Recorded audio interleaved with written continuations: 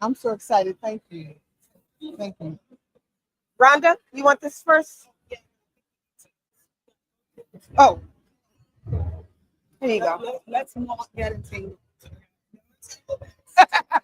No entanglement. No entanglements.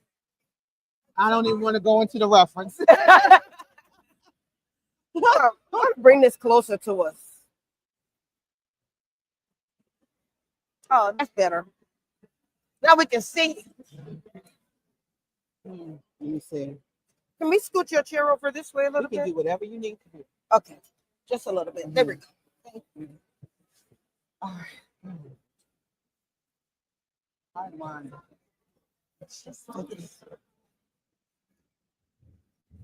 Hey, y'all. Hey, We are continuing our wondrous fun with yet another enthralling featured guest. Enthralling. Enthralling. I like that. No. Black White House correspondent in history.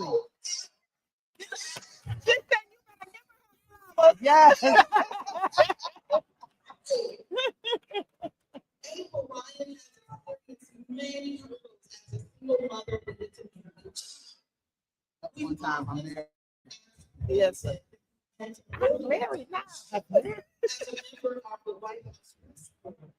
But Ryan is also an accomplished writer who we are very excited to have with us here at the National Black Book Festival today.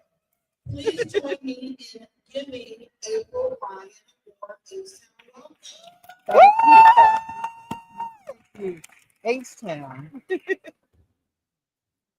Hello. This is once again your girl, Dr. Rhonda M. Lawson. I am the co-host of Black Authors Matter TV, the host of the Horizons Author Lounge, owner of Meet the World Image Solutions, and 25-time published author. I know all that, huh? So we are going to be talking with April Ryan. I've got to say that it is a true honor to sit here with you. Don't look at me like that, but that's the way she looked at me when I'm about to tell you this story about April that she probably doesn't remember. So, we both live in the DC area. Oh, okay. What's me?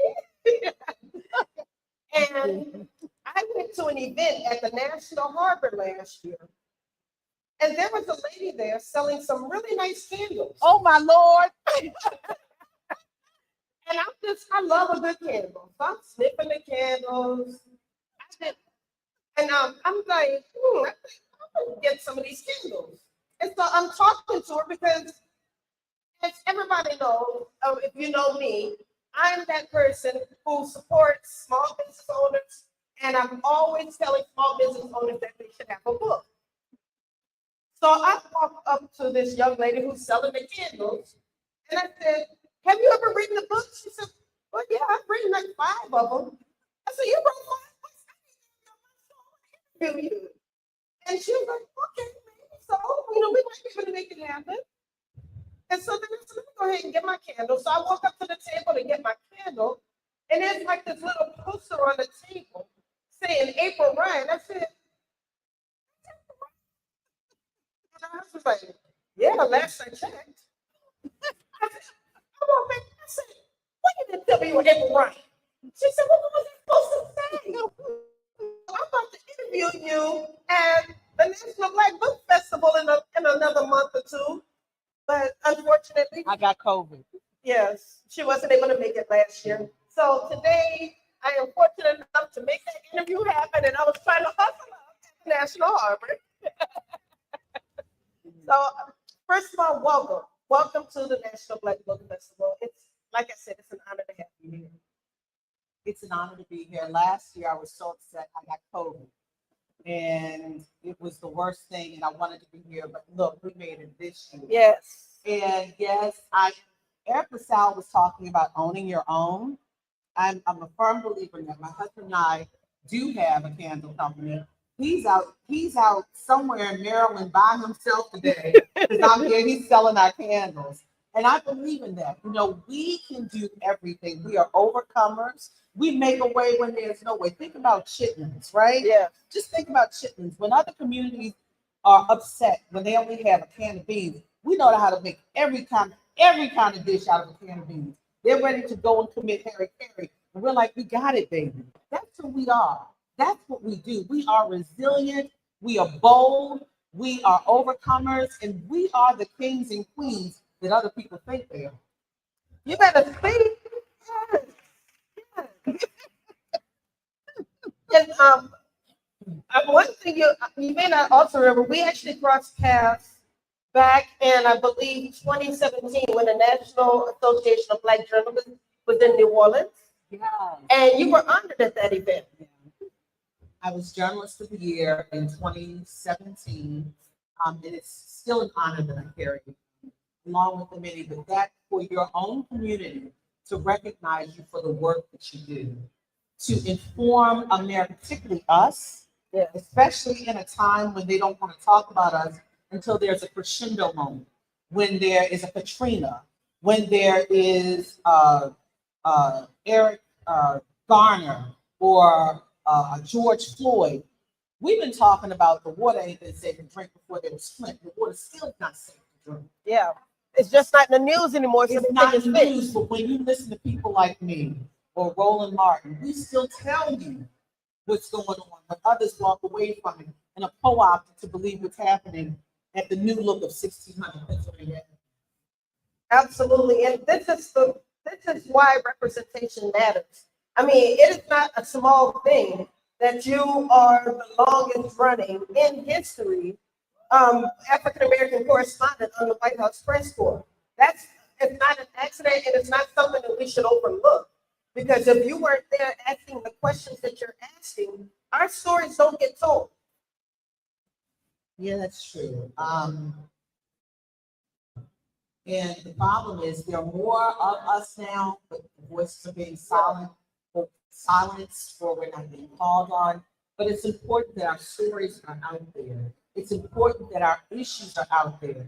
It's important that if it's not me now in the second term, it's others that try to throw it at that press secretary who says your mama, or at the president who is tearing up the White House. It's important.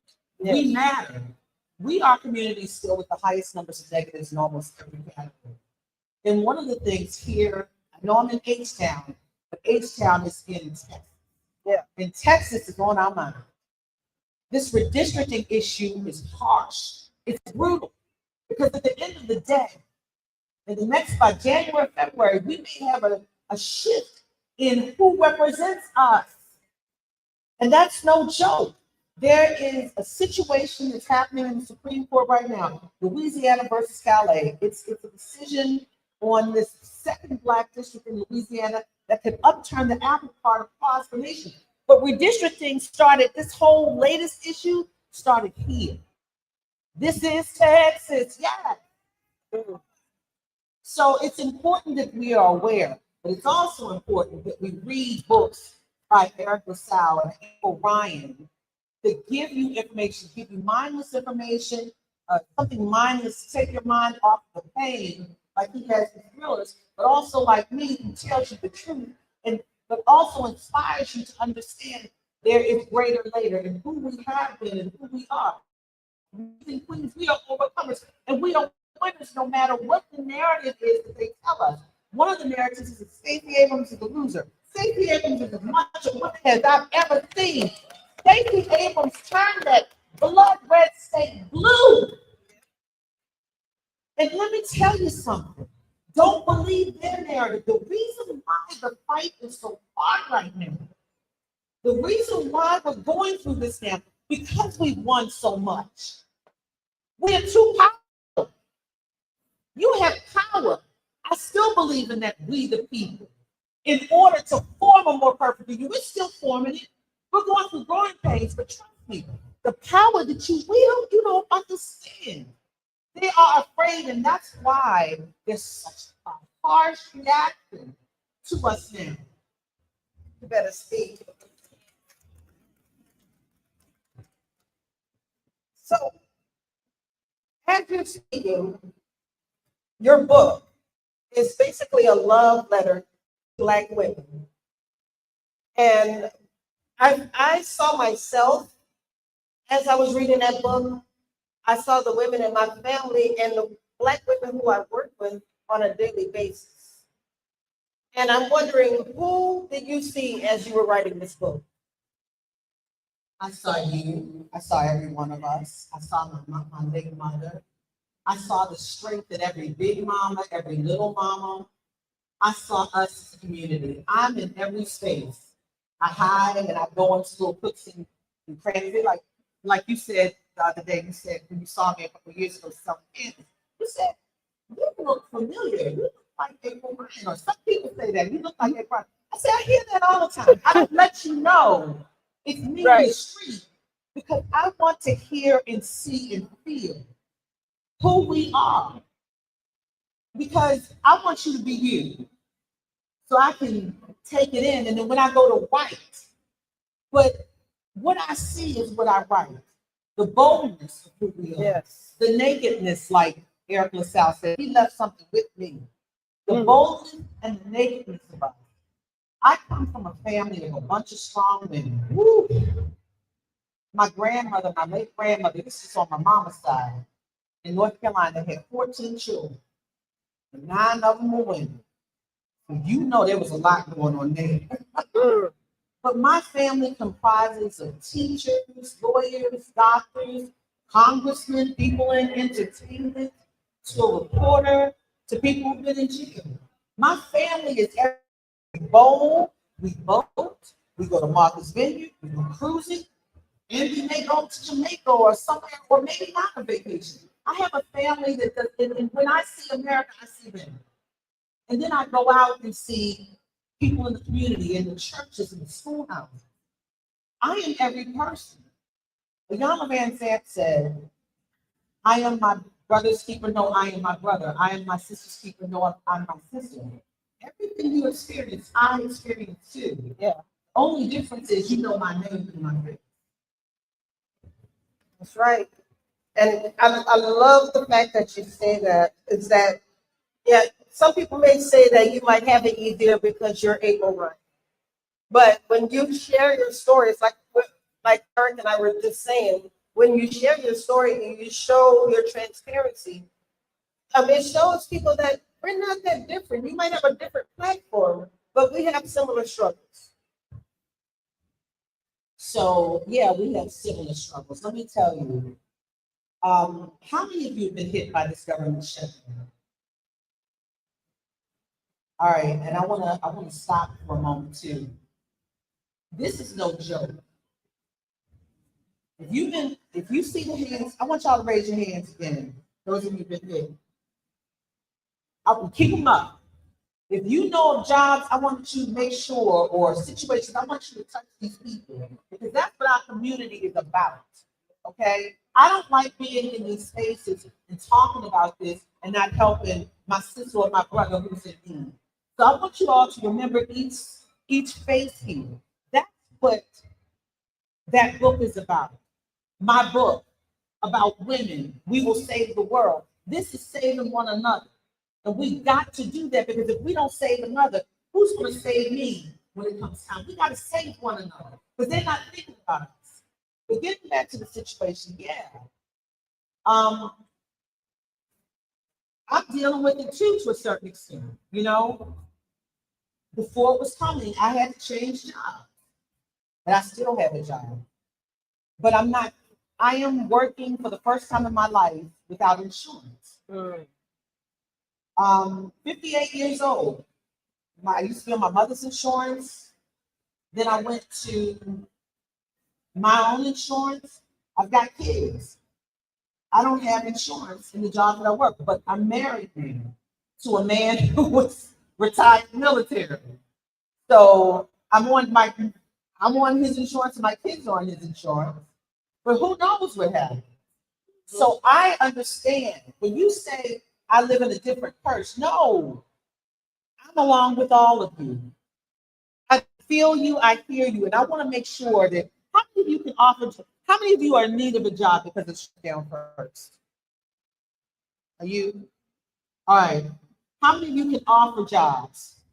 How many of you or know of HR, your company is looking for jobs, you're looking for people? You don't know? We're gonna figure something out before this is over. But what I'm saying is, I am not immune from what America is feeling. Just because you see me here does not mean that I'm trying to figure out, okay, baby, if something changes on your job, let's figure it out. Yeah. That's real. That's real.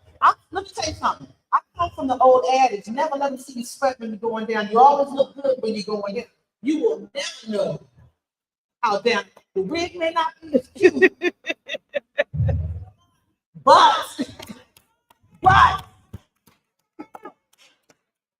my friend Brian Courtney Wilson is here, and his lovely wife. Well, they're my cousin. I call them my cousins. A couple years ago, we were walking. I think it was after the. We all go to the beach during the summer, and I said, "You know, I'm losing my." He said, "Well, you don't act like," and I'm like, "What am I supposed to act like?" Didn't I? Yeah.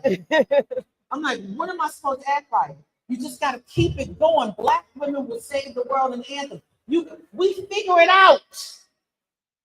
When there's no figure, you have to come together, network, and all of that. And it hurts like heck in the process. But I knew it was coming. And I said, oh well, I'm going to work it out. Because if I don't work it out, there are too many people behind me in my umbrella that will fall. Now, speaking of people coming behind you, I know a lot of people in journalism, they look up to you because you were the first. And Not go ahead. well, maybe not the first, but you've seen history. I'm talking like the White House press corps. Yeah. So, but they look up to you, and like I say, you received that honor back in 2017. People still know who April Ryan is. April Ryan means a lot when it comes to journalism, especially Black journalism. Do you reach how often do you get to reach back and just kind of mentor up and coming journalists? I do it quite a bit. I have a bunch of kids that reach out to me, I call them, and I talk to them. Through the White House Correspondent Association, they reach out to me. And actually, which you don't know, every weekend, I'm on a plane from DC to LA, teaching a course on Mondays at USC, University of California, on the intersection of independent journalism and mainstream journalism. Catch a red-eye bag on Monday night to Baltimore, sleeping. Stacy texting me, and I'm half in bed, sleep. I'm like, okay, I'm almost up. And I go to work. I still work. And I'm talking to young kids constantly, Black, white, Jew, Gentile, Protestant, and Catholic. But I want them, I'm teaching in HBCUs, and I'm also teaching in the PWIs because they need to see us. Wow. They need to know our story. Because if we're not telling our story to them, they're going to be co-opted by somebody else to tell the wrong narrative. So I'd rather for them to hear it from me, who's keeping it real from Baltimore, and an HBCU, than somebody else is going to tell them the wrong version.